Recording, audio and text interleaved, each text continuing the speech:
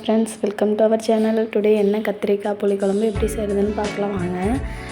ஒரு வானலியில் 3 பெரிய வெங்காயம் பொடியாக கட் பண்ணி வச்சுருக்கேன், அதை ஆட் பண்ணிக்கலாம். அது கூடவே 4 தக்காளி, ஒரு கொத்து கருவேப்பிலை சேர்த்து 2 ஸ்பூன் ஆயில் விட்டு நல்லா கலந்து விட்டுக்கலாம். பார்த்திங்கன்னா இந்த அளவுக்கு வதங்கினதும் தேவையான உப்பு சேர்த்து மஞ்சள் தூள் 1/4 ஸ்பூன், 2 ஸ்பூன் கொத்தமல்லி masala, 1 spoon chilli masala add பண்ணிக்கலாம்.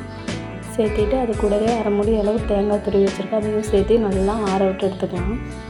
பார்த்திங்கன்னா ஒரு பேனில் எண்ணெய் சேர்த்துட்டு நம்ம கட் பண்ணி வச்சுருக்க கத்திரிக்காயை சேர்த்து நல்லா வதக்கி எடுத்துக்கலாம். இந்தளவுக்கு நல்லா சாஃப்டாக வெந்து வரட்டும் எண்ணெயிலேயே. இப்போ ஒரு பக்கம் ஆறிடுச்சு, நம்ம அதை அரைச்சி எடுத்துக்கலாம். பார்த்திங்கன்னா கத்திரிக்காயை ஒரு பிளேட்டுக்கு மாற்றிட்டு ஒரு தாளிப்பு கொடுத்துடலாம். எண்ணெய், கடுகு, வெந்தயம், வெங்காயம், பச்சை மிளகாய், கருவேப்பிலை சேர்த்து அதையும் நல்லா வதக்கி விட்டுக்கலாம்.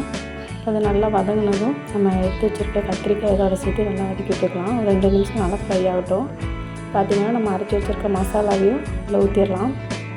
பார்த்திங்கன்னா தேவையான அளவு தண்ணி சேர்த்துட்டு கரைச்சி வச்சுருக்க புளி கரைசல் அதோட சேர்த்து நல்லா கலந்து விட்டுக்கலாம். ஒரு 10 நிமிஷம் நல்லா வெந்து வரட்டும். பார்த்திங்கன்னா சூப்பராக வெந்து வந்துருச்சு. நேரத்தில் கொத்தமல்லி இலையை தூவி இறக்கிடலாம். சூப்பரான சுவையான எண்ணெய் கத்திரிக்காய் குழம்பு நமக்கு தயார்.